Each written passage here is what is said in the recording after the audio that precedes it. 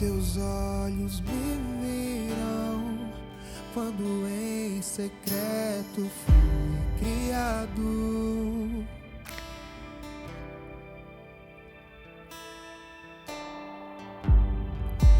Os meus dias contados e escritos em teu livro.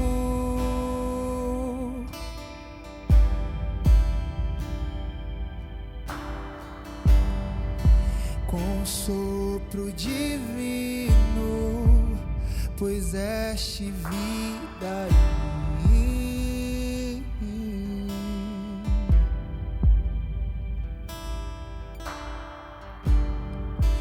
Me amaste primeiro com amor maior do mundo.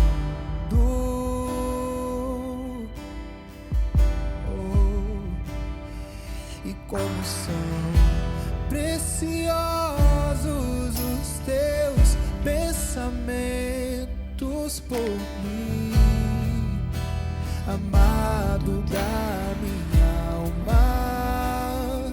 E como são preciosos os teus pensamentos por mim, amado da minha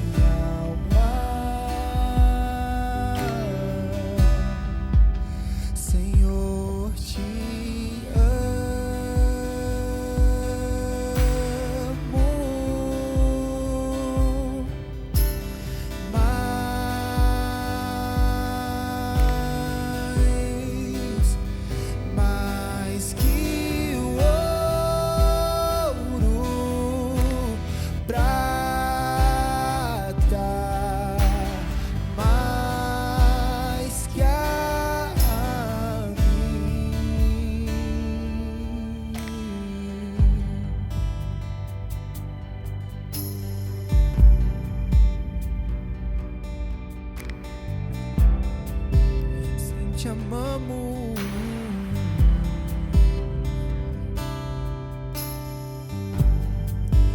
Os teus olhos me viram quando em secreto fui criado.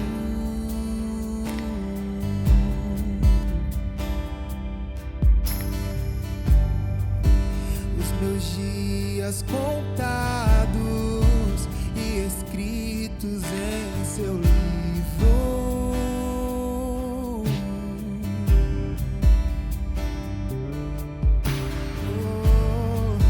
Com sopro divino puseste vida em mim.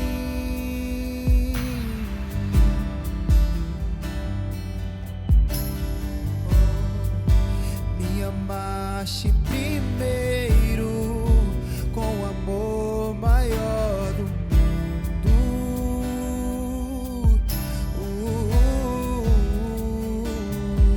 Como são preciosos os teus pensamentos por mim, amado da minha alma. Oh, como são preciosos os teus pensamentos por mim, amado da minha alma. Senhor, te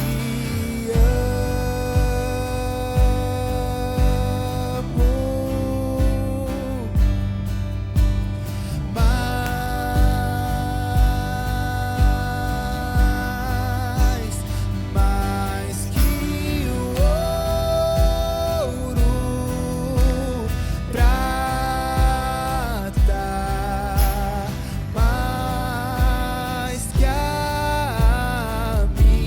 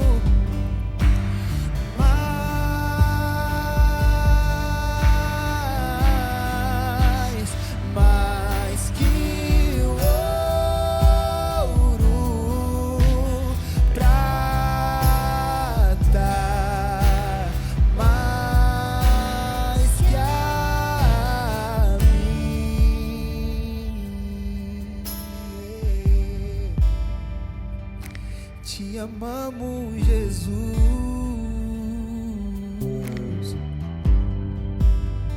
Te amamos mais do que qualquer riqueza, Pai. Te amamos mais do que qualquer prazer momentâneo. Te amamos, Deus. Te amamos, Jesus. Entendemos que não há outro lugar melhor para estar a não ser em Ti, a não ser em Ti, Jesus.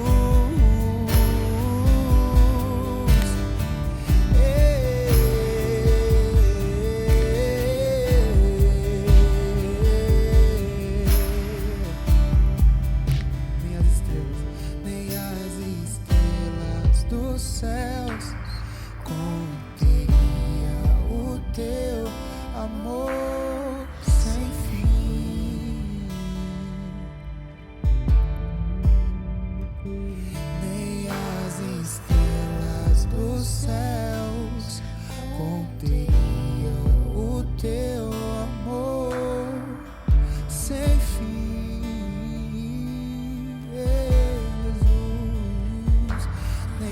Estrelas dos céus conteria o teu amor sem fim.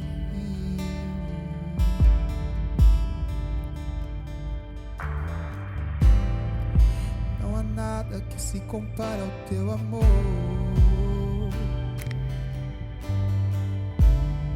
Não há nada que se compare ao teu amor. Se subirmos os mais altos céus, o teu amor nos encontra.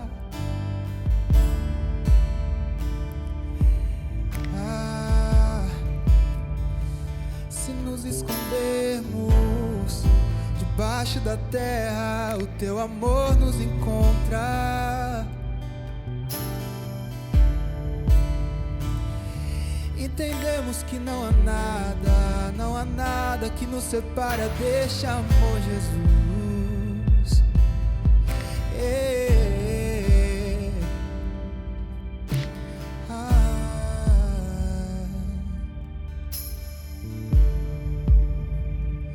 Nem as estrelas dos céus conteria o teu amor sem fim.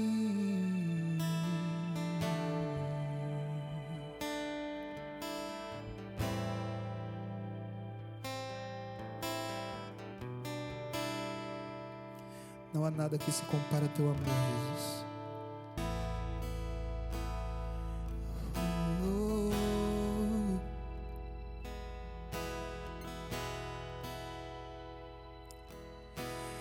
Ele é o esplendor da glória do Pai, a representação exata do seu ser.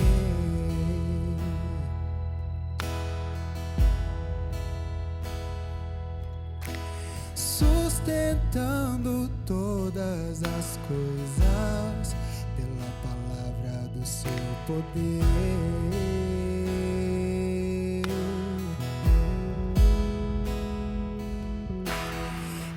Esplendor da glória do Pai, a representação exata do seu ser.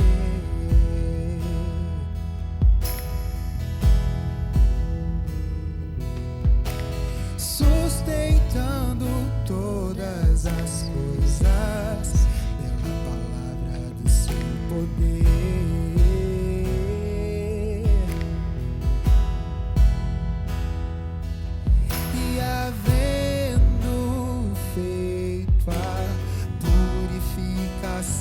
Dos meus pecados,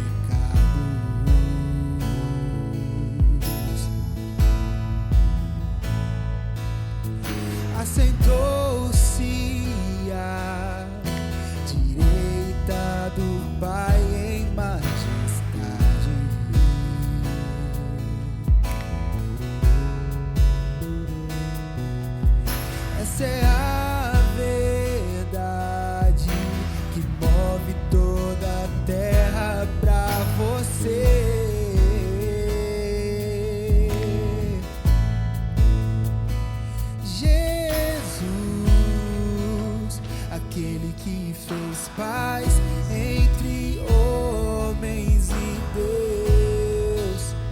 aquele que é Deus em carne, Jesus, excelente, superior,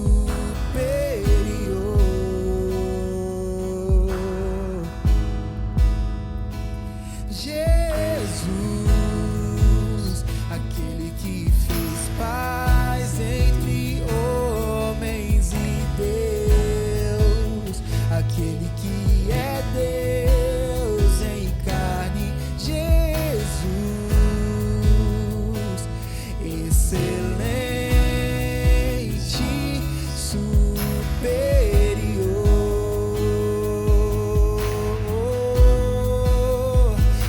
Eu adoro,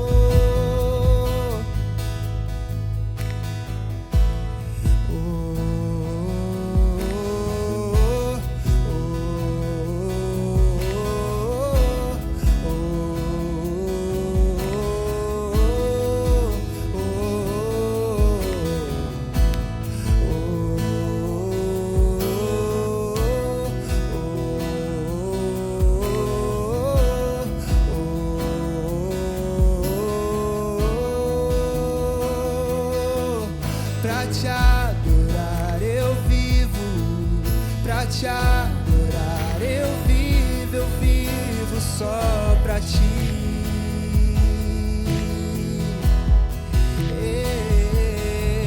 Pra te adorar eu vivo, pra te adorar eu vivo só pra ti. Jesus, te adoramos, pra te adorar eu vivo, pra te adorar eu vivo só pra ti. E pra te adorar eu vivo, pra te adorar eu vivo só pra ti.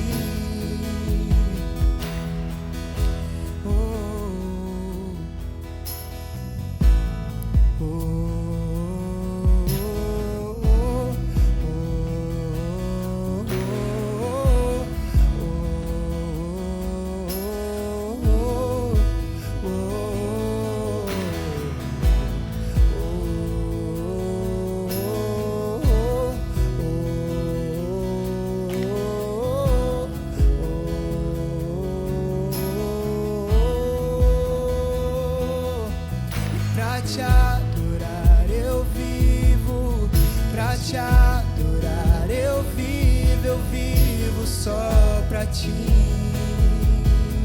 Ei, Jesus, pra te adorar eu vivo, pra te adorar eu vivo só pra ti.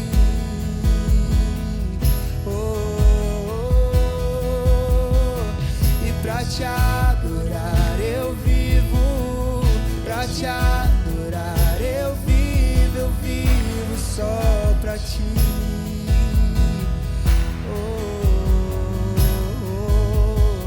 E pra te adorar eu vivo, pra te adorar eu vivo só pra ti.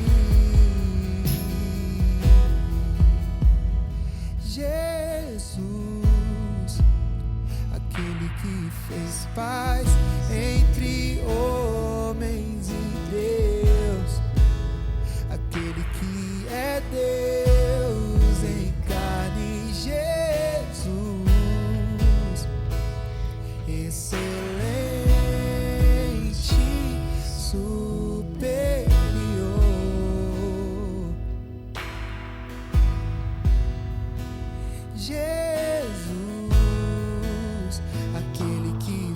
traz paz entre homens e Deus, aquele que é Deus encarne Jesus,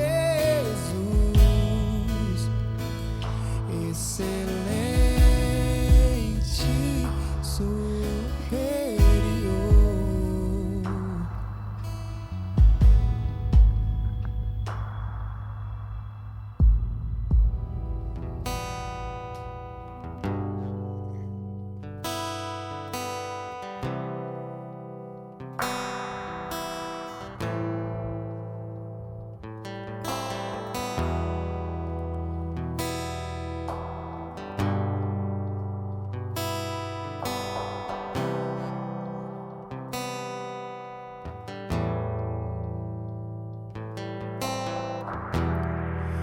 A destra do Pai, revestido de poder, nas alturas dos céus, subindo, subindo.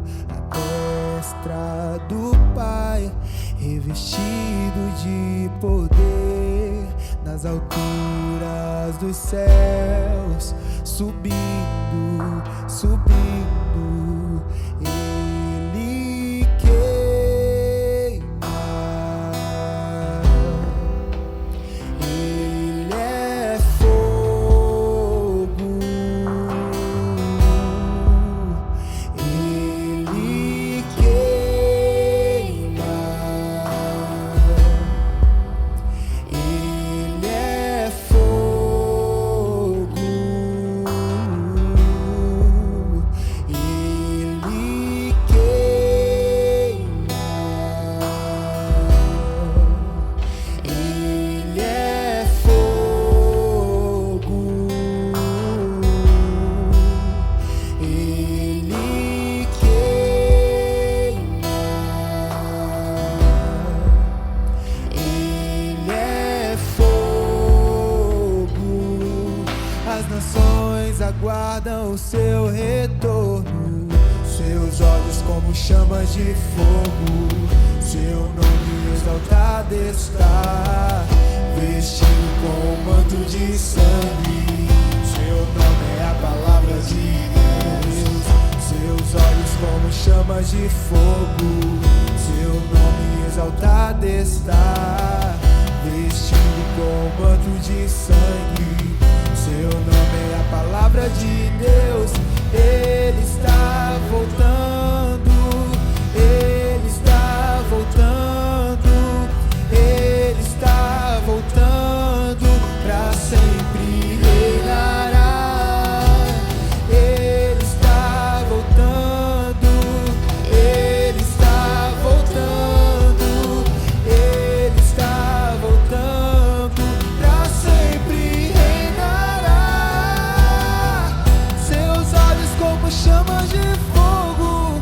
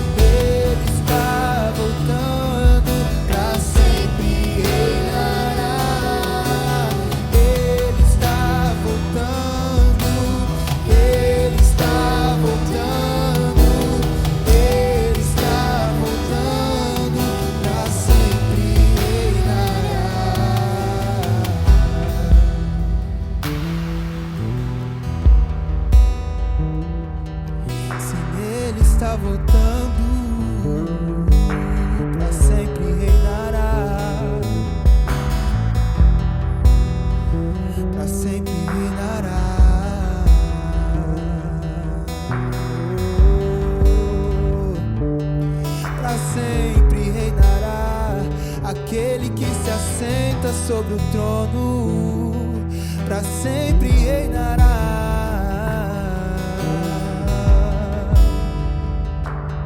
Em breve voltará para nos buscar. Todo joelho se dobrará e toda língua confessará que Ele é o Senhor.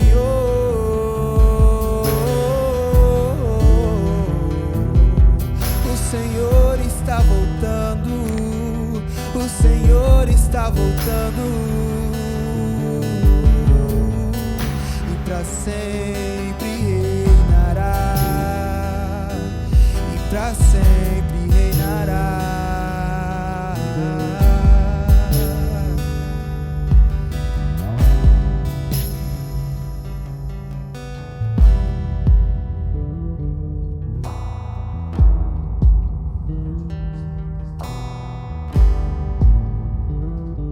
Boa noite, meus irmãos da Gravidade Zero. Uma honra estar aqui. É muito diferente tudo isso e a gente poder estar participando de um culto onde eu tenho a possibilidade de receber vocês aqui na minha casa, e me sinto honrado. Queria agradecer ao Adriano, a Ari, pelo convite. É sempre uma alegria poder falar com vocês, mas é diferente, né? A gente não poder sentir essa vida e essa força que todas as vezes que a gente está aí, a gente vê se manifestar na igreja. Mas eu creio que a gente está aprendendo a lidar com essas novas ferramentas, né? Então sejam bem-vindos todos vocês, sintam-se em casa, e eu queria compartilhar com vocês uma palavra que o Senhor tem colocado no meu coração nos últimos dias. Eu cheguei já a ministrar sobre isso no sonho, no Ministério Sonho de Deus, mas queria poder hoje transmitir essa mensagem para vocês. Mas antes disso, vamos orar. Eu queria te convidar na sua casa agora, com a sua família. Se você puder, feche seus olhos e vamos juntos orar, ter um tempo onde a gente possa se livrar das distrações. Se você puder assistir através da televisão, desligar o teu celular, seria até melhor, mas que a gente possa ter esse momento dedicado a ouvir a voz do Senhor ao nosso espírito. Amém? Senhor, nós te damos graças por esse dia. Te damos graças por estarmos vivendo esses dias. Eu creio que foi para esses dias que o Senhor nos preparou. Dias como esse, Pai. De instabilidade política, de instabilidade econômica, de instabilidade emocional, de instabilidade inclusive na área da saúde, Senhor. Mas nós que estamos em Cristo, podemos sentir a segurança da Tua mão, do Teu cuidado e da Tua proteção. E que possamos ser agentes que manifestem e que transfiram essa esperança a um mundo perdido. Que a palavra de hoje possa de alguma forma penetrar cada lar, produzindo vida e esperança em nome de Jesus. Amém. Amém. Irmãos, esses últimos dias têm sido dias de muita movimentação, né? A gente tem visto, se já não se bastasse essa pandemia, toda a crise política pela qual o governo está vivendo, e eu vejo nesse momento você vê muitos extremos acontecendo. É o que a gente chama de movimento pendular. Isso aconteceu em toda a democracia mais antiga e vem acontecendo no Brasil, que é uma jovem democracia. Muito tempo de um governo de esquerda que acabou se tornando extremista nas suas convicções e nos seus métodos para alcançar os seus objetivos, e esse governo de esquerda acaba produzindo na direita, que sempre foi marcada pelo conservadorismo, pelo liberalismo econômico, mas acaba produzindo um certo extremismo de reação pelo tempo que a esquerda impôs o seu pensamento. E eu creio que tudo isso não é ruim. Historicamente a gente entende que nós caminhamos para um equilíbrio, para que a gente saia desse movimento pendular de um ao extremo ao outro. Agora, a gente precisa sim fazer um paralelo com isso, com relação à igreja, porque a igreja também passa por esses movimentos pendulares, né? Esse movimento pendular, quando durante muito tempo uma estrutura religiosa se manifesta como a voz de Deus sobre a face da terra, e de repente uma geração se levanta, começa a compreender a realidade da graça e acaba indo para um outro extremo de um liberalismo, de uma graça permissiva. E às vezes eu vejo pessoas atacando com tanta veemência um ponto ou um outro. A verdade é que esse processo de aprendizado, para que você consiga chegar a uma maturidade, um equilíbrio, sempre vai passar por esse movimento pendular.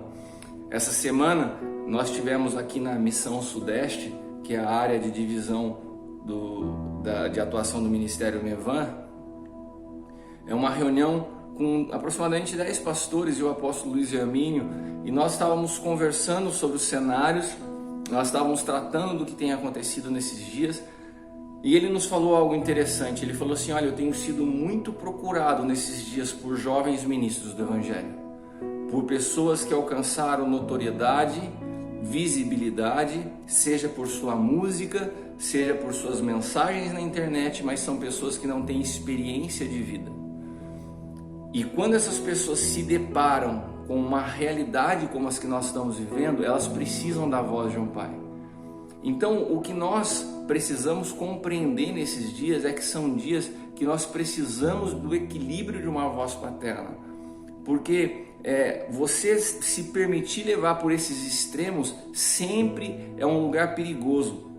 E é fácil você discutir teologia num ambiente onde as coisas estão indo bem, né? As pessoas param para te ouvir. Qual é o teu fundamento teológico sobre isso, o que é aquilo? E hoje está uma facilidade para se chamar um de herege, outro não, ou de que eu creio num ponto de vista, o outro crê no outro, e o que está fora disso não... Então esses extremos, num momento onde um país está caminhando naturalmente, são permitidos. O problema são quando nós entramos em dias de caos.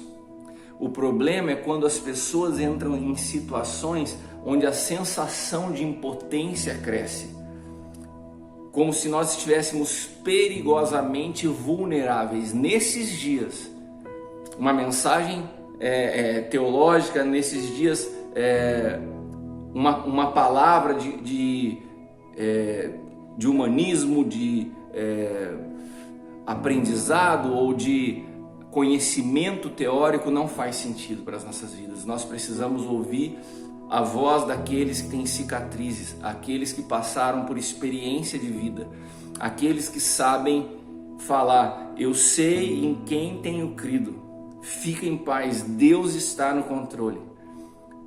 Então, irmãos, nós precisamos entender os dias que nós estamos vivendo para discernir essa palavra, essa palavrinha que o Senhor me trouxe, que se chama vulnerabilidade. Anote essa palavra. Pode ser que no teu vocabulário você já faça uso dela e tenha ela como um sinônimo de fragilidade, de fraqueza. Na verdade, vulnerabilidade não é isso. E o fato de nós desconhecermos essa palavra na sua vocação primária nos faz utilizá-la de maneira equivocada. Por exemplo, a gente costuma associar o termo vulnerável a quando nós nos sentimos fracos, ou quando nós nos sentimos frágeis, ou também a sensação de fracasso, né? De temor. E na verdade a palavra vulnerabilidade ela foi utilizada com muita ênfase, ela nasceu de uma característica de uma palavra de guerra, quando se buscava nas invasões um lugar no exército inimigo onde um ponto no exército inimigo que tivesse mais desguarnecido, que a guarda tivesse mais baixa. Esse ponto era chamado um ponto de vulnerabilidade, um ponto vulnerável, um ponto que seria interessante para atacar. Agora, um ponto de vulnerabilidade não significa que aquele exército é um fracasso. Um ponto de vulnerabilidade não significa que aquele exército é frágil. Significa que em algum lugar há um ponto onde a guarda está baixa, que por diversas circunstâncias ou razões a guarda está baixa. É uma situação mais condicional. Então, guarde isso, porque você vai entender que ser vulnerável não é um atributo ruim em si mesmo. Na verdade, todos nós nascemos vulneráveis. Quando nascemos como criança, somos completamente dependentes dos nossos pais, de um cuidado, de proteção, né? A criança é toda frágil na sua formação até que ela vá se desenvolvendo e criando então força, capacidade para poder sobreviver, para poder se sustentar. E aqui eu quero te dar já uma primeira dica, né? Se Deus faz com que nasçamos vulneráveis, a vulnerabilidade vinda de Deus não pode ser em si mesmo algo ruim. Se nascemos vulneráveis, você acha que Deus te criou com algo que venha dele que seja ruim? Então, ser vulnerável não está em si mesmo como algo ruim. E aqui que eu quero que você guarde: todas as vezes que nós nascemos, você fala assim, todas as vezes você crê em reencarnação? Não, mas todos nós temos que nascer pelo menos 2 vezes. Só aquele que nasceu da carne pode nascer do Espírito. E esses 2 nascimentos, eles têm com certeza a marca da vulnerabilidade. Para que você possa nascer em carne, você precisa nascer da água do sangue, você precisa ser gerado como uma criança e você experimenta chegar a esse mundo de uma forma extremamente vulnerável. Para que você nasça do Espírito, é impossível, guarde isso, ser gerado no Espírito, se Deus não encontrar em você e não encontrar em mim condições de vulnerabilidade, de total dependência, de abrir mão dessa necessidade que nós temos de controle e de proteção. Por quê? Porque todos nós que nascemos nessa condição, e todos nós nascemos de vulnerabilidade, nós vamos criando ao longo da vida alguns elementos de proteção. Nós vamos levantando armaduras para nos proteger em todas as áreas, né? E essas armaduras, elas nem sempre elas vão produzir algo bom. Por exemplo, eu quero te dar alguns exemplos práticos para que a gente perceba como a gente utiliza mal a palavra vulnerabilidade. Uma mulher, nós como pastores temos cuidado de tantos exemplos como esse. Uma mulher que é abandonada pelo seu marido. O bonitão chega um dia, então decide ir morar com outra mulher e simplesmente abandona a esposa e os filhos. Essa mulher se vê da noite para o dia, tendo que cuidar de uma família, sustentar uma casa sozinha, abandonada. Essa mulher, ela está numa situação de vulnerabilidade? Sim, ela está numa situação de vulnerabilidade. Mas essa mulher é fraca? Essa mulher é frágil? Eu tenho encontrado mulheres que são verdadeiros exemplos de força, de coragem, de ousadia, mulheres inspiradoras em situações completamente vulneráveis. Então nós precisamos desassociar a vulnerabilidade de fraqueza, vulnerabilidade desassociar de uma pessoa fracassada. Por exemplo, vamos trazer isso agora para a figura empresarial. Vivemos num país e numa condição hoje no mundo extremamente instável. É muito complexo empreender no Brasil, ser um empreendedor.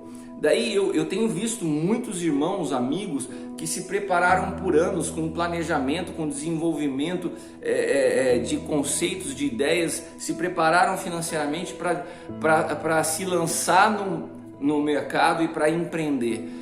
Construíram suas empresas no final do ano passado ou no início desse ano. Quem poderia planejar uma pandemia dessa que paralisou o mundo? São pessoas que estão extremamente vulneráveis, mas não são fracassados. A gente precisa entender isso, que muitas das vezes todo o nosso planejamento humano e todas as estruturas que nós criamos e nós achamos que podem ser seguras, esses dias estão nos mostrando que não existe segurança fora do Senhor. Por mais que haja preparação, por mais que haja um planejamento, nós todos estamos convergindo para uma situação de vulnerabilidade. Agora, estudando sobre o assunto, sobre vulnerabilidade, eu me deparei com algumas características que me surpreenderam. Toda pessoa corajosa, ela é vulnerável.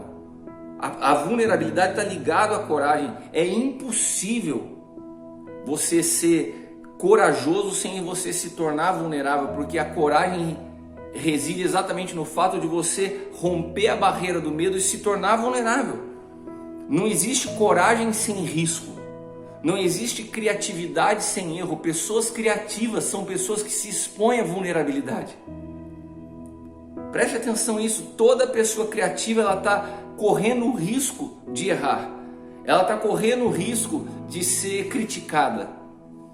Porque a criatividade que está conectada à inovação é você sair do mesmo. Muitas vezes eu ouvi a voz de Deus e ir numa direção onde ninguém está indo. E isso produz crítica.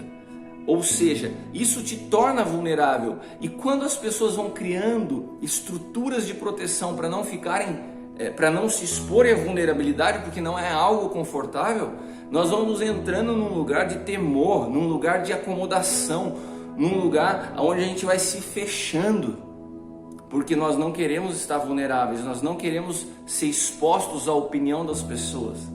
Então nós vamos criando barreiras de proteção para resistir à dor. Mas a vulnerabilidade em si só, ela não tem a ver com fracasso ou sucesso. Se eu fosse definir vulnerabilidade numa frase, eu diria que é a disposição de correr risco em situações onde você não pode mais ter o controle dos resultados. É o que eu falo do empreendedorismo no Brasil. Quem consegue empreender hoje aqui tendo o controle dos resultados? Poderia ter pessoas que falassem isso até o ano passado. Não, eu consigo.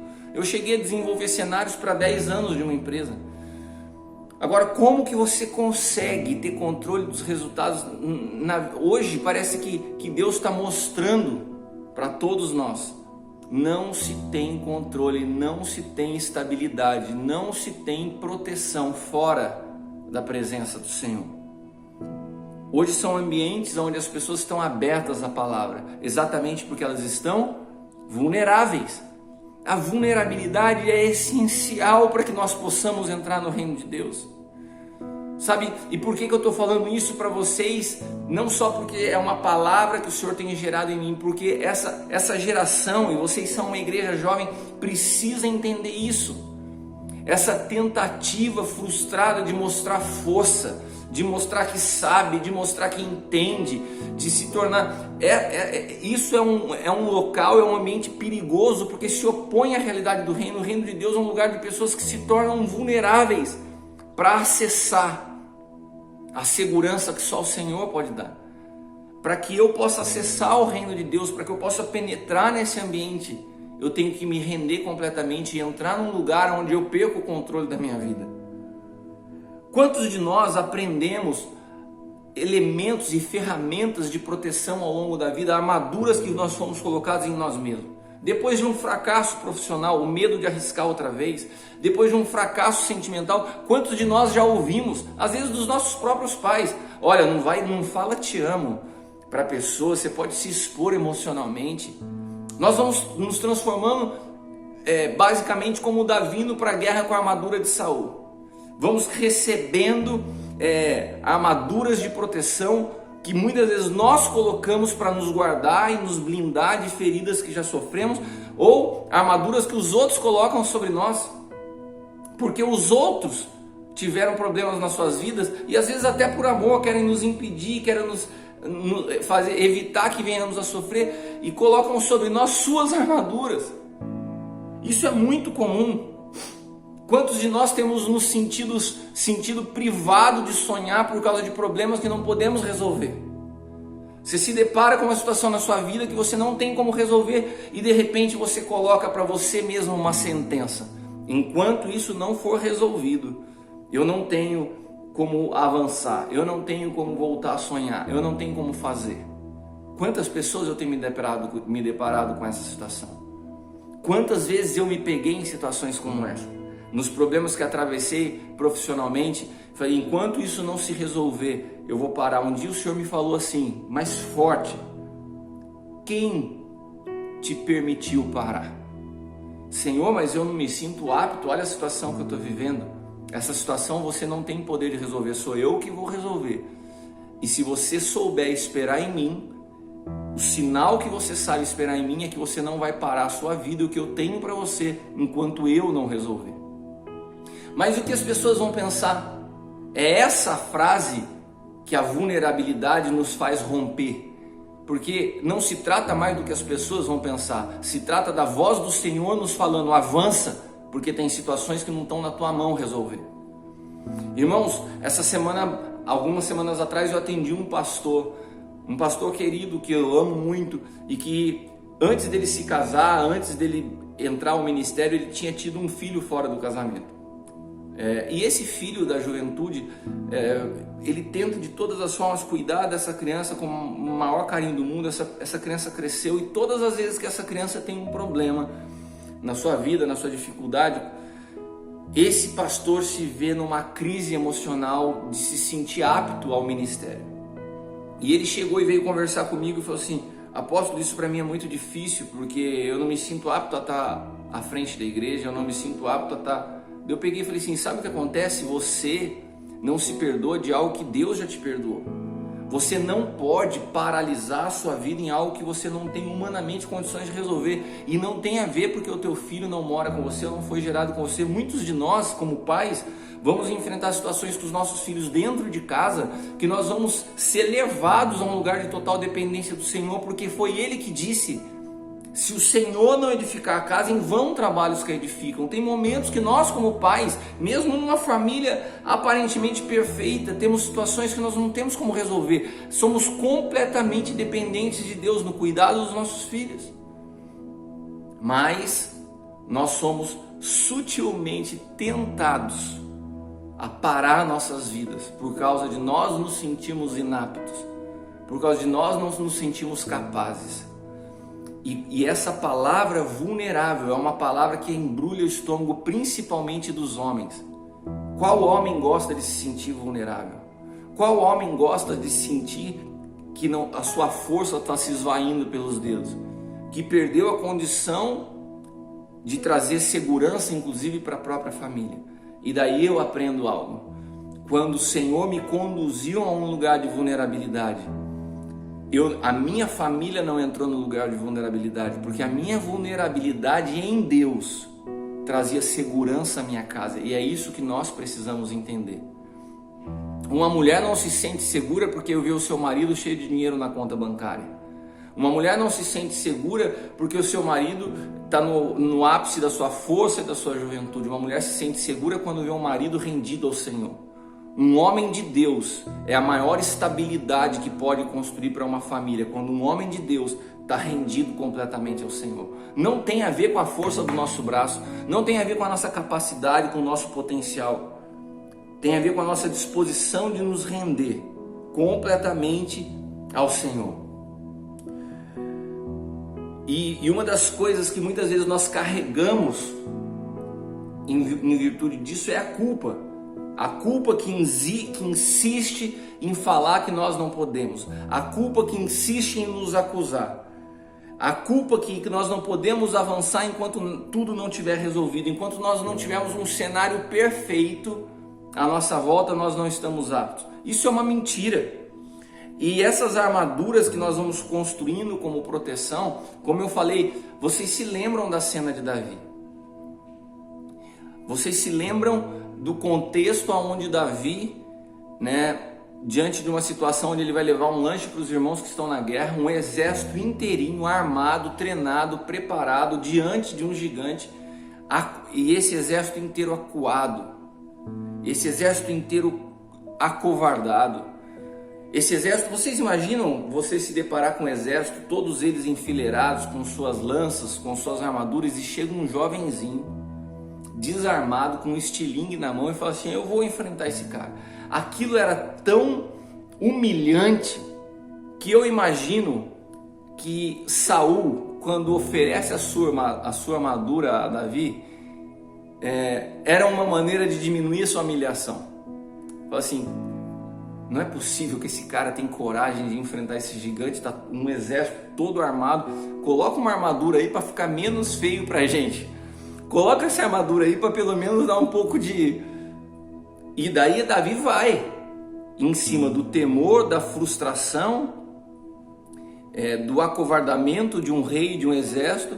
Davi vai e recebe aquela armadura e usa, não porque ele sentisse necessidade, mas porque foi imposto a ele. Irmãos, muitas armaduras que eu e você carregamos foram impostas por outras pessoas. Nós às vezes herdamos temores, nós às vezes recebemos medo de outros que falharam e acham que nós vamos falhar também, que se equivocaram e acham que nós vamos equivocar também, que se expuseram e foram e receberam como isso ingratidão e transferem esse coração amargo a outros.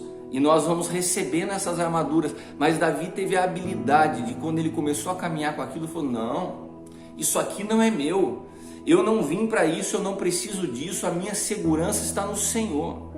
O Senhor que me fez derrotar leão e urso sem armadura vai me fazer derrotar esse gigante sem armadura. Irmãos, o que eu queria transmitir para vocês hoje é: arranquem as armaduras que vocês levantaram ao longo da vida para se preservar, para se proteger, porque muitas delas estão impedindo vocês de experimentarem o cuidado e a vitória que vem só do Senhor. O Senhor não pode competir com as nossas estruturas humanas. Quando eu já falei sobre isso aí em Gravidade Zero, quando no Evangelho de Mateus, capítulo 16, dos versículos 24 ao 25. Se eu tivesse aí, alguém estaria me servindo uma água. Aqui eu não paro. Ó.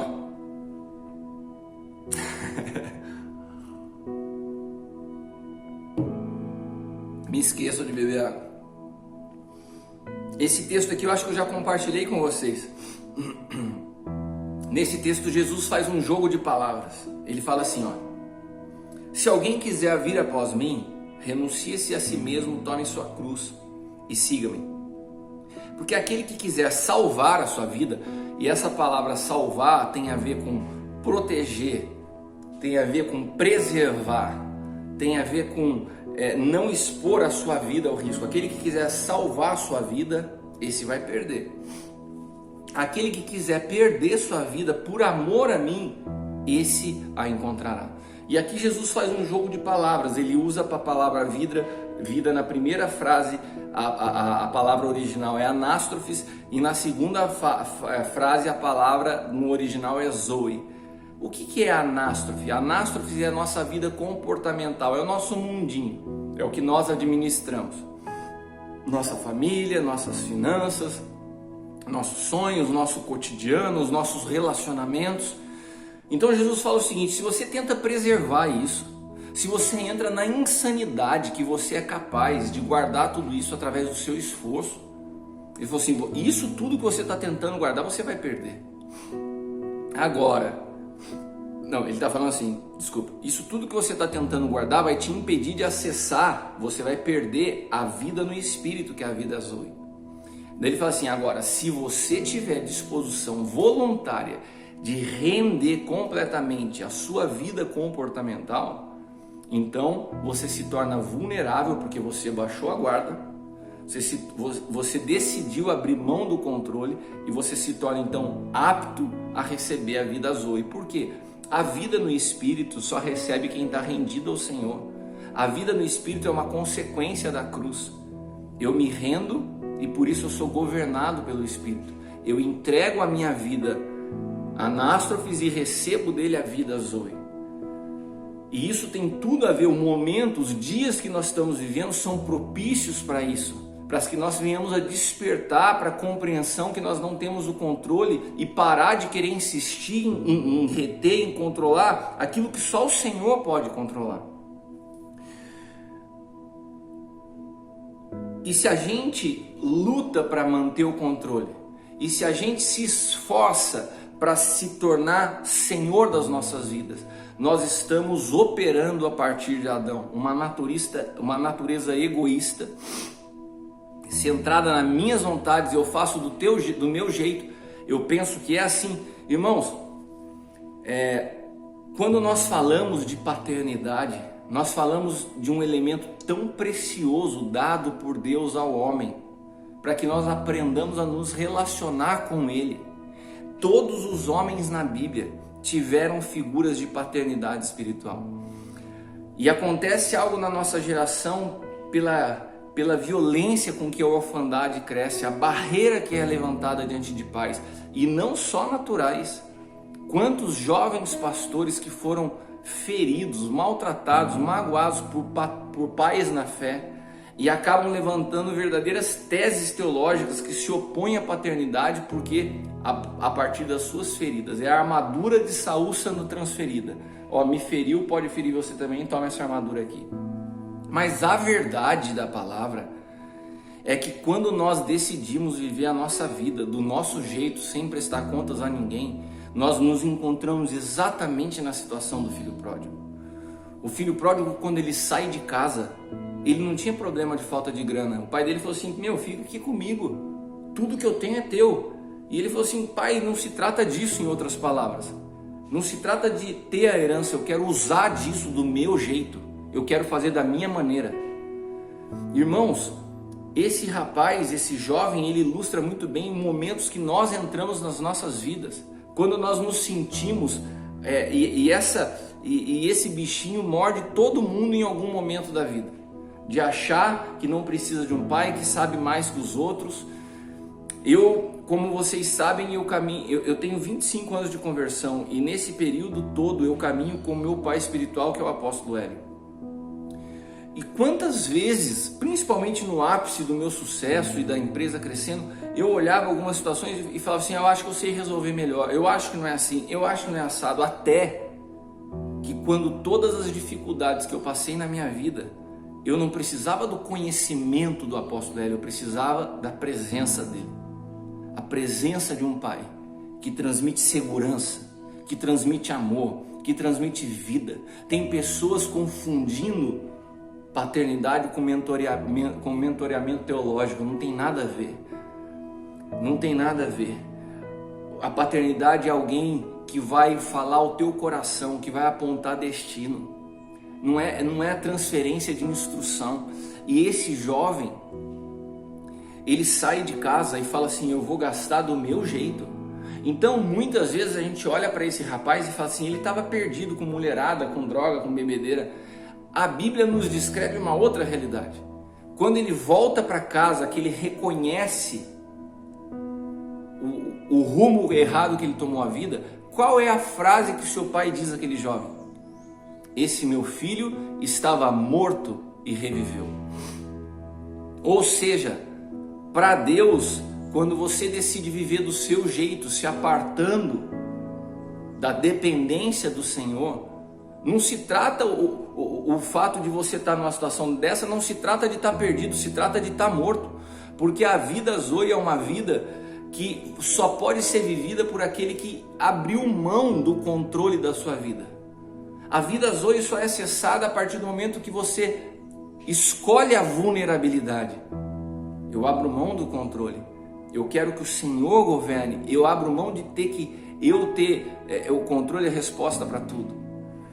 Então a gente precisa entender isso, que muitas vezes a gente acha: não, eu estou afastado, eu estou fazendo do meu jeito. Fazer do seu jeito para Deus é morte. Fazer do teu jeito sem ouvir é morte. Porque há cuidado, há proteção, a natureza da igreja é apostólica. Ela nasce de envio, ela precisa do envio, porque todas as coisas começam primeiro no Senhor. Se a gente poderia entrar nesse ambiente e continuar falando, por exemplo, do que é a oração. A oração na nova aliança, ela nasce primeiro em Deus. Nós declaramos, nós decretamos, nós profetizamos aquilo que é a vontade do Senhor, nós manifestamos. Tudo nasce nele e se manifesta através de nós como o seu corpo sobre a face da terra. Irmãos, entender essa realidade da vulnerabilidade nos dias que nós estamos vivendo é fundamental. 2 Coríntios 5,17, o apóstolo Paulo nos diz assim: se alguém está em Cristo, nova criatura é. As coisas velhas se passaram e tudo se fez novo. E a palavra que o apóstolo Paulo usa para novo aqui é a palavra kainos. É diferente da palavra neo. Neo é uma palavra novo que aponta para a realidade de algo que foi atualizado. Por exemplo, quando a gente fala do iPhone, a última versão do iPhone é a mais nova, é a mais neo. Mas ela é a mais nova porque tem outras versões anteriores. Quando Paulo fala assim que quem está em Cristo é uma nova criatura, as coisas velhas se passaram e tudo se fez novo, a palavra aqui é a palavra kainos. Não é algo que existia que foi aperfeiçoado, não é uma atualização de algo, é algo novo em natureza, ainda não visto, inédito. Sabe o que Deus está te falando? Sabe o que Deus está nos falando nessa noite? O Senhor está nos falando o seguinte: abra mão do controle da tua vida para que você experimente uma nova vida. Eu não quero melhorar o que você tem, eu não quero aperfeiçoar o que você tem, eu quero te dar algo novo. É uma nova mente, é uma nova maneira, uma nova perspectiva da vida que você ainda não viu. Ela não pode ser aperfeiçoada, ela não pode ser melhorada. Ele precisa, lançar essa semente sobre você. Uma semente incorruptível, inexistente, inédita para você. Ou seja, as situações que te marcaram, as armaduras que foram levantadas, joga tudo para trás e entre nesse lugar de vulnerabilidade, experimente do Senhor esse tempo novo. Eu sei que nós vamos sair desses dias de confinamento com uma nova realidade diante de nós e nós vamos precisar da mente de Cristo, de uma disposição e de uma vulnerabilidade para entender o Espírito Santo soprando e nos permitir ser conduzidos por Ele. Numa nova realidade que o mundo vai viver a partir de agora. E nós precisamos de uma igreja profética. Nós precisamos de filhos, de pessoas que sujeitem seus corações aos pais, que não tenham a soberba de achar que podem fazer tudo sozinho, de submeterem suas palavras, seus pensamentos e seus corações. Nós precisamos caminhar como corpo, intimamente entrelaçados no mesmo objetivo, no mesmo propósito, porque senão nós vamos continuar manifestando ao mundo uma vergonha do que é a igreja. Porque nesses dias, quando principalmente os embates políticos se acaloraram, as brigas entre pastores na internet foi vergonhoso. Parece que a gente não se entende.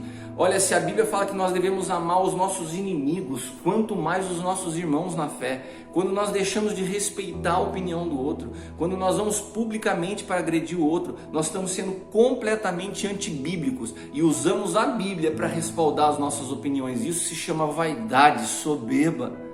Que nós possamos como igreja passar pela cruz, esse lugar de exposição pública, de humilhação, para que possamos nascer com essa nova vida cá em nós, que tem a semelhança do Filho, que tem a humildade, a simplicidade do Filho. Quando eu estava estudando sobre isso, irmãos, eu me recordei de vários momentos da minha vida, de como empresário, de como pastor. Até estava falando com a Adriana essa semana de como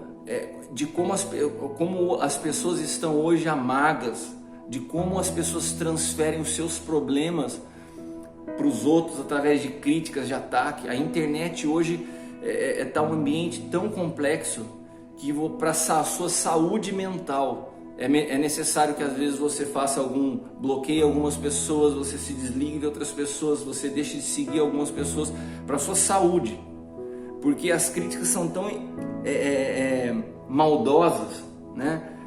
Que as pessoas pegam um problema pessoal da vida de alguém, né, e já começam. Eu vi o que aconteceu com esse casal de youtuber, né, o Whindersson Nunes com a esposa, que eles se separaram. Ele tem não sei quantos milhões de seguidores. Eu sei que desses milhões de seguidores, todos se sentem aptos a opinar na vida do cara. Você pegar a postagem dele da separação e você vê o que escreveram embaixo, são as maiores atrocidades. Eu não sabia, essa mulher só queria ir. Cara, e as pessoas, elas perderam o pudor de entender que esse rapaz estava vindo num momento de depressão, passa por um divórcio, por uma separação, e ninguém quer saber da história, ninguém quer saber da vida, quer dar a sua opinião, muitas vezes fruto dos seus problemas pessoais, e detonam tudo e todos. E refletindo sobre tudo isso, eu me deparei com um texto de Roosevelt, o ex-presidente dos Estados Unidos, Theodore Roosevelt, que em 1910 escreveu um texto que se chama O Homem na Arena. Eu queria ler para vocês esse texto, O Homem na Arena. Preste atenção, queria que você acompanhasse comigo. Não é o crítico que importa, nem aquele que aponta o dedo aonde foi que o homem tropeçou, ou como o autor das façanhas poderia ter feito melhor.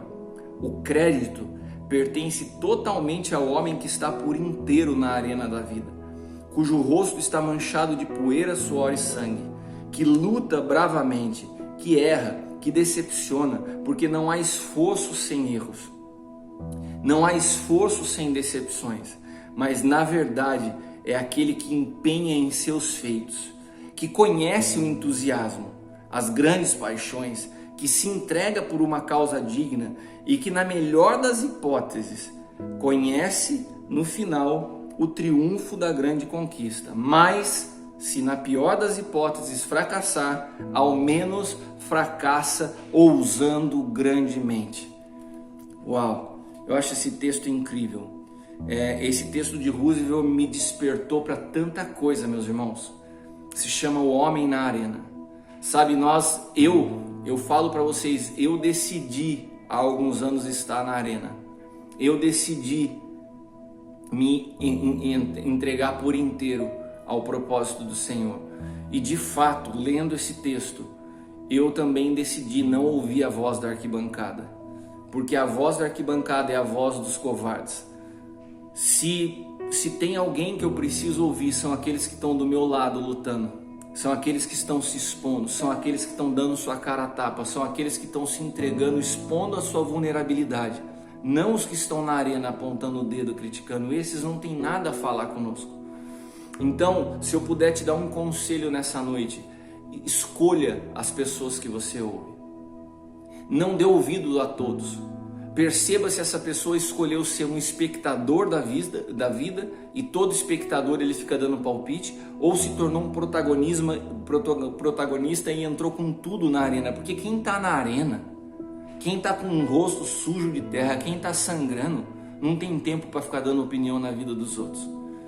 Então, esse texto de Roosevelt, ele me trouxe uma inspiração. Um homem que se tornou presidente dos Estados Unidos e entendeu: eu não posso ficar dando ouvido à opinião de todas as pessoas. A cada vez que eu lido com a minha vulnerabilidade, eu afirmo a minha confiança em Deus. Todas as vezes que eu me sinto vulnerável, mais eu digo para mim mesmo: mais nas mãos do Senhor você se encontra. Isso tem me dado paz, a certeza que o Senhor está no controle. Isso é muito mais violento do que qualquer teologia. Isso é a vida de Cristo na prática. E a vida de Cristo na prática tem alguns protocolos. Um deles é: você quer ser forte, seja fraco. Porque aonde a tua fraqueza opera, o poder de Deus pode se aperfeiçoar. Então que nós possamos aprender nesses dias a nos tornar vulneráveis, a nos render ao Senhor, a reconhecer que nós não conseguimos e não podemos ser Ele. Discernir os dias que nós estamos vivendo, discernir os dias desse convívio entre irmãos, com política, com igreja. Mas Deus está criando um cenário onde nos trouxe para dentro de casa, onde paralisou as nossas atividades, para que a gente não tenha para onde fugir de nós mesmos. Nós precisamos nesses dias olhar para dentro de nós, olhar nossa realidade interior e encontrar alguém vulnerável. Sabe por quê? Se você criou tanta estrutura de defesa e proteção, isso está sendo um impedimento para que Deus possa de fato operar na sua vida. Então que aproveite esses dias, apresente ao Senhor a sua dependência e com certeza Ele te encherá de força. Que essa vulnerabilidade que nós estamos descobrindo em nós mesmos seja a nossa maior força. Amém? E que nós possamos nos entregar por completo nessa arena. Nós não passamos por essa vida para sermos espectadores. Nós passamos nessa vida para que possamos experimentar, através da cruz, uma nova vida. E essa nova vida já não é mais governada por nós, é governada por Ele para um propósito. E eu quero dizer para vocês, Gravidade Zero, Deus tem algo violento através da vida de vocês. Uma igreja jovem, uma igreja bonita, mas uma igreja que tem todos os fundamentos daquilo que o Senhor precisa manifestar como resposta para esse tempo. Uma igreja que compreende a santidade dos relacionamentos. Uma igreja que compreende os fundamentos de paternidade. Uma igreja que busca está alinhada aos desenhos de Deus, não aos achismos humanos, aos desenhos de Deus. Uma igreja que caminha em fidelidade, uma igreja que caminha em integridade, porque eu conheço os corações dos pais de vocês. Eu sei quais são as perguntas que eu ouço do Adriano e da Ariane todos os dias. Eu sei a preocupação que esse casal tem em não errar. E isso não é uma coisa comum hoje. As pessoas estão buscando, na verdade, mentores para que possam crescer e alcançar visibilidade. E esse não é o coração do pai de vocês. A única coisa que eles me falam continuamente é: eu não quero errar. Eu quero acertar, eu quero o desenho do Senhor para as nossas vidas e para esses filhos que o Senhor nos confiou. Então vocês estão num ambiente seguro para se expor, seguro para se render, seguro para entrarem de cabeça e produzirem uma verdadeira transformação, porque muitos virão após esses dias. Muitos virão. O mundo hoje clama por segurança e proteção, e só nós como igreja podemos apresentar a verdadeira esperança. Amém? Eu quero orar por vocês então, para que nós possamos estar encerrando essa noite. Se você está na sua casa, feche os teus olhos, se junte aí em família e nós vamos estar orando agora. Senhor, em nome de Jesus, eu apresento nas tuas mãos a vida de cada uma das pessoas que estão nos assistindo agora. Suas famílias, suas vidas, seus problemas, suas feridas, as armaduras que foram construídas ao longo da vida, que tudo isso caia por terra e que o Senhor encontre esse coração vulnerável para que o Senhor possa se revelar como um pai doce, amigo, cuidadoso e protetor, e que uma nova realidade possa ser formada a partir desses dias. Que através da vulnerabilidade que nós expomos diante de Ti, possamos nos encontrar com a cruz, e através da cruz nos encontrar com a ressurreição, que é o que nós precisamos manifestar para um mundo que carece de vida. Eu declaro graça e favor sobre tua casa e sobre tua família, em nome de Jesus. Amém? Foi um prazer estar com vocês. Deus os abençoe e espero que na próxima a gente já esteja junto, pessoalmente. Valeu!